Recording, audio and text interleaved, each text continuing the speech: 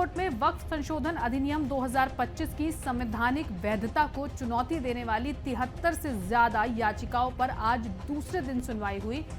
ये अधिनियम 8 अप्रैल 2025 को लागू हुआ था। सीजीआई ने अपने आदेश में स्पष्ट किया कि अगली सुनवाई में केवल 5 रिट याचिकाकर्ता ही अदालत में उपस्थित होंगे। अदालत ने यह भी निर्देश दिया कि सभी पक्ष आपस में मिलकर अपनी 5 आपत्तियों का निर्धारण करें। इससे पहले उच्चतम न्यायालय ने वक्फ कानून पर केंद्र सरकार को 7 दिनों का समय दिया है। केंद्र के उत्तर आने तक वक्फ संपत्ति की स्थिति में कोई भी परिवर्तन नहीं होगा। सीजीआई ने कहा कि जो संपत्तियां वक्फ घोषित हैं या रजिस्टर्ड हैं, उन्हें अभी जैसी स्थिति में रहने दिया जाए। इस दौरान कपिल सिब्बल ने कहा कि इसमें वक्फ बाय यूजर भी जोड़ दिया जाए, जिस पर सीजीआई ने कहा, मैं आदेश लिखवा रहा हूं, बीच में मत बोलिए। सीजीआई ने आगे कहा कि सॉलिसिटर जनरल मेहता ने कहा है कि सरकार 7 दिनों में जवाब दाखिल करेगी और तब तक वक्फ बोर्ड या काउंसिल में कोई नई नियुक्ति नहीं होगी। सीजीआई ने कहा कि हम ये बात रिकॉर्ड में दर्ज कर रहे हैं, सरकार 7 दिन में जवाब दे और उसके बाद याचिकाकर्ता 5 दिन में अपना जवाब दाखिल करे। सीजीआई ने पूछा, क्या 1995 के कानून के तहत जो संपत्तियां वक्फ में रजिस्टर्ड हैं, उन पर अभी कोई कार्रवाई नहीं होगी? एसजी ने जवाब दिया, ये बात खुद कानून में शामिल है। सीजीआई ने कहा, ठीक है, लेकिन फिलहाल वक्फ बोर्ड या वक्फ काउंसिल में कोई नई नियुक्ति नहीं की जाए।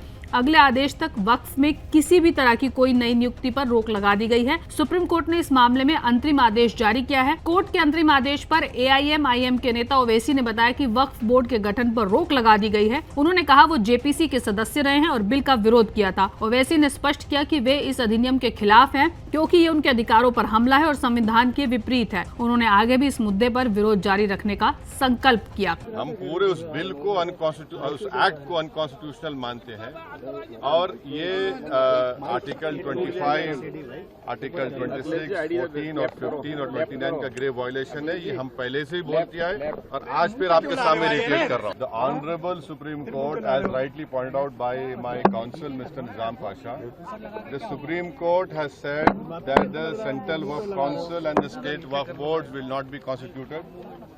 वक्फ by user cannot be deleted. Now, there are other provisions also which we as a party have come to the Honorable Supreme Court that calling it unconstitutional. Now, whenever it will be heard, our counsel, Mr. Nizam Pasha, on behalf of me, will be arguing it.